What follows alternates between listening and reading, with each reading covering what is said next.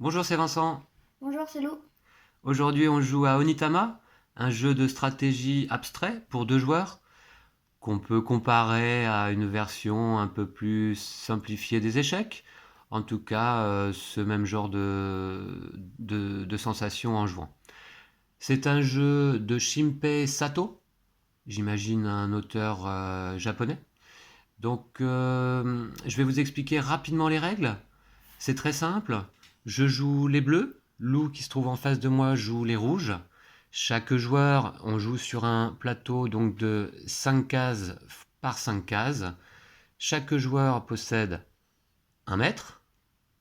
On est dans l'univers des arts martiaux. Donc je peux l'approcher, voilà. Et 4 élèves. Voilà. Et il y a deux objectifs atteignables pour gagner la partie. Soit j'arrive à emmener Ton maître. mon maître sur la case du maître, Bonjour. le donjon du maître adverse, cette case-là. À ce moment-là, je gagne la partie si j'emmène mon maître uniquement, pas un élève, hein, juste le maître. Soit j'arrive à capturer le maître adverse en allant sur sa case, soit avec un élève, Soit avec soit ton maître. avec mon maître. Hein. Là, on peut faire tomber le maître adverse avec l'une ou l'autre pièce. Donc la voie du ruisseau et la voie de la pierre. Voilà, la voie du ruisseau quand on prend le donjon adverse, et la voie de la pierre si on arrive à renverser le maître de l'adversaire. Comment se passent les déplacements? Eh bien, on a fait d'ores et déjà la mise en place. À mon tour de jouer, j'ai le choix entre deux cartes. Là, en l'occurrence, le crabe ou la grenouille. Donc le crabe me permet de prendre n'importe laquelle de mes pièces, qu'on va considérer comme étant placées sur la case noire, et de la déplacer sur les cases de couleur, comme indiqué sur le schéma. Donc admettons là, par exemple, avec ce crabe, je pourrais prendre mon maître et me déplacer d'une case en avant, Ou si comme tu indiqué. étais déjà là en lisant, tu pourrais te déplacer ici Voilà, si j'étais... ou là. Voilà, par exemple. Par contre, là, évidemment, si je me trouve ici, je ne peux pas me déplacer de deux cases sur la droite, puisque la case est déjà occupée. Ou aller en arrière. Euh, Bien que si c'était une pièce de l'adversaire qui se trouve à cet endroit-là, dans ce cas, j'aurais le droit d'utiliser ce crabe pour renverser la pièce de l'adversaire, Comme aux échecs. comme aux échecs. Donc j'ai ici le crabe. Bougez avec les mouvements de votre adversaire comme si vous étiez la marée sans fin. Quand le moment sera venu, il tombera vaincu par votre attaque. D'accord. Et puis, je joue également là avec la grenouille. Voilà, qui a ce type de mouvement, notamment un mouvement de recul d'une case vers la droite en arrière. Et puis, Lou, tu vas montrer tes cartes. J'aime bien cette carte, moi, personnellement. Alors, le dragon, hein, euh, avec un mouvement assez particulier, en diagonale à gauche ou à droite, et un petit peu en arrière également. Ok, très bien, le dragon. Éloi. Éloi qui est un peu moins... Bon, voilà. Éloi. Un peu particulière. Bon, ça, c'est assez basique quand même. D'accord, très bien. Ok. Et puis, alors, si c'est à mon tour de jouer, je choisis la grenouille ou le crabe, je bouge ma pièce. Ensuite, je passe la carte que j'ai jouée. Dans le sens de l'adversaire. Voilà, de ce côté. C'est la carte que récupérera Lou le coup d'après. Et donc, moi, je vais prendre la carte du singe qui a été distribuée au hasard lors de la mise en place. Et voici les deux cartes avec lesquelles je jouerai au tour suivant. Donc les cartes vont tourner comme ça, et on peut donc anticiper sur les mouvements de l'adversaire par Avec rapport la carte également qui aux va cartes qu'on va arriver. recevoir. Donc c'est très intéressant, j'aime beaucoup ce petit jeu. Et puis on va pouvoir commencer la partie. Lou, est-ce que tu veux commencer? Ah bah non, c'est toi qui commence normalement. Ah oui, pardon, oui, c'est moi qui commence. La mise en place a fait que là nous avons une carte de couleur bleue, et qui est donc placée à ma droite, et c'est donc moi qui vais commencer. Alors, eh bien c'est parti.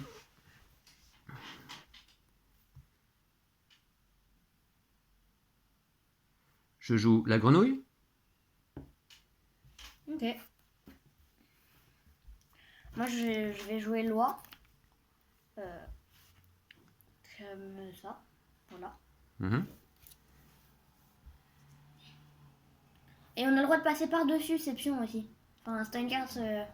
Oui, oui, tant que tu arrives sur une case qui est libre, il n'y a pas de souci. Le crabe ou le singe? Oh, pourtant, c'est de bonnes cartes. Hein. Deux bonnes cartes, oui. Tout à fait. Je regarde également quelle carte tu as évidemment en main. Donc, on va jouer le crabe, ici.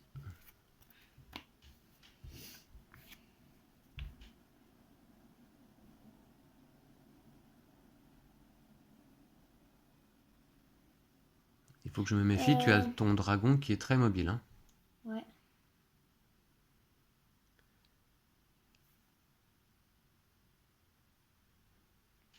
La grenouille.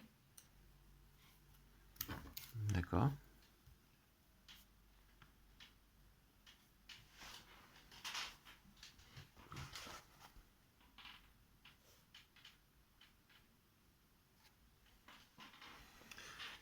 D'accord. Et puis, c'est à moi.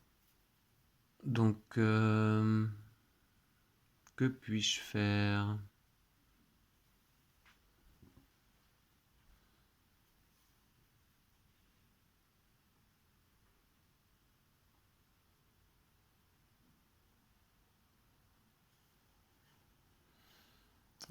Je joue loi.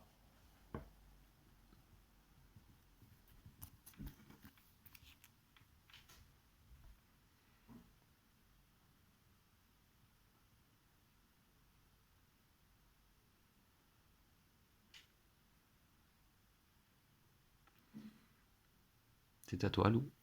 Bah... Ah oui, c'est un jeu où on réfléchit un petit peu. Hein.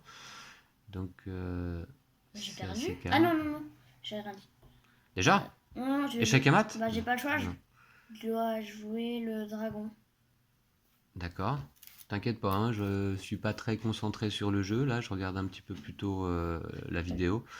Donc, ok. Je t'ai déjà obligé à te déplacer, à déplacer ton maître. C'est une bonne chose. Alors. hmm,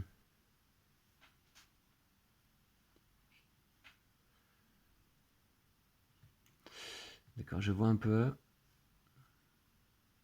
Mhm. Non, c'est difficile là. C'est difficile.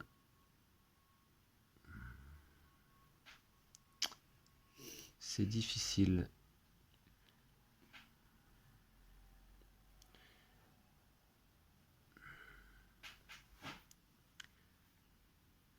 Je vais jouer le singe, ici. Ok. Et je récupère le dragon. Moi je vais jouer le roi. Ouais. Un peu particulière cette partie parce que t'es venu tout de suite dans mon camp. Oui, oui, mais j'ai je le sais pas. sentiment que chaque partie est différente. Alors il faut savoir que dans le jeu, il y a à peu près 16 cartes différentes et on en distribue 5 pour chaque partie lors de la mise en place. Donc ça donne pas mal de variabilité. Je peux vous montrer d'ores et déjà, si ça vous intéresse, quelques autres cartes que l'on trouve dans le jeu. Donc on a la menthe avec ce type de déplacement. On a le tigre hein, qui fait un bond en avant. On a l'anguille. Voilà. Le cobra. Le coq. Le sanglier. Le bœuf. Le lapin. Qui est l'opposé de la grenouille, hein, si on regarde. L'éléphant. En fait, je crois que toutes les cartes là sont opposées. Enfin, Pas toutes, non. La grue. Ah ouais. Le cheval, qui fait un pas de côté. Et on revient sur la menthe. Voilà. Donc on peut continuer la partie. C'est donc à moi de jouer, il me semble. Hein. Ouais, je crois, ouais. D'accord. Ah oui, c'est à toi. Ouais, vu que oui. t'es le premier joueur. Exactement, oui, oui. Alors...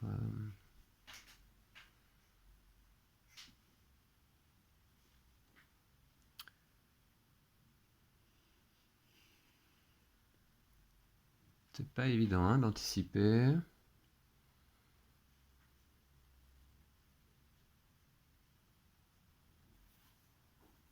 Mmh.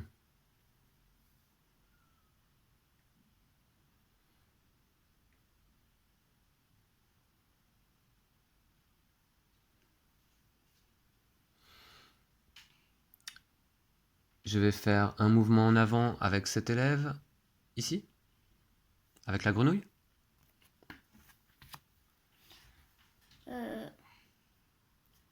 Je vais jouer le singe. Mhm.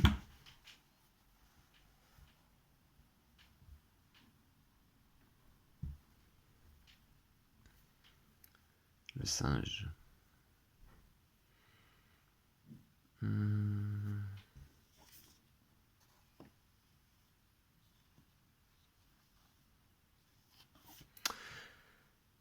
Alors, le singe? Eh bien, dans ce cas, je joue un coup du dragon. Comme ça. Ah, j'avais pas vu. Ah oui, le dragon, il est très mobile, hein. Oh, j'avais pas Donc les regardé. pièces qui sont tombées, tiens, t'as qu'à les garder ici de ton côté. Et je te passe le Ah dragon. ouais, je suis bête. Bah, avec mon crabe. Ah mince, j'avais pas vu ça non plus. Moi non plus, depuis tout à l'heure, il est là, mais j'avais toujours pas remarqué. D'accord. Eh bien, ok, égalité. Oh, mais t'es plus déployé que moi, là. Hmm.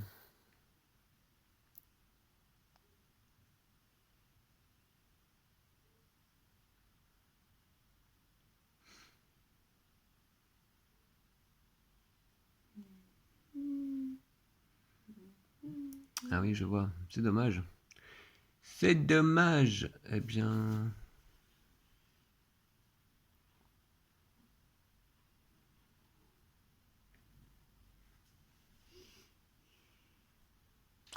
Le singe.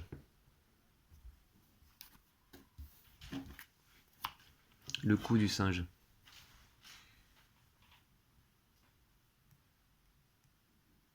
Tu peux même pas manger. Je sais pas. Non, j'ai pas l'impression. Non, non. Donc il va sans dire qu'à chaque tour, on est obligé de choisir une des deux cartes, hein. On ne peut pas rester sur place. Alors loup, le dragon ou la grenouille? Bah, je sais pas trop, là, franchement. La grenouille, allez.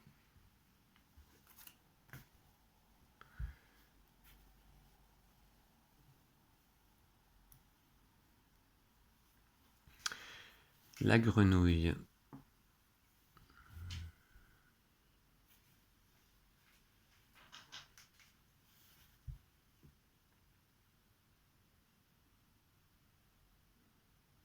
C'est quand même assez complexe, hein, comme jeu.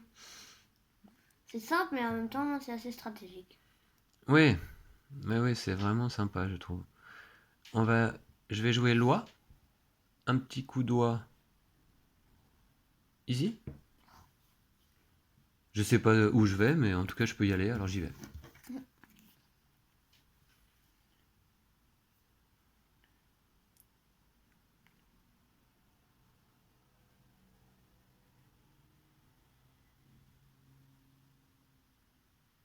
Le dragon.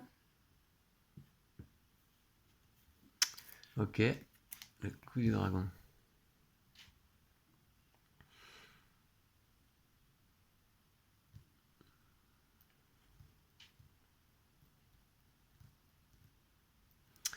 Eh bien, la partie va se terminer vite, hein. Je me trouve ici, un coup de crabe sur le côté. Boum! Ah, j'avais pas vu. Ah mince, eh oui.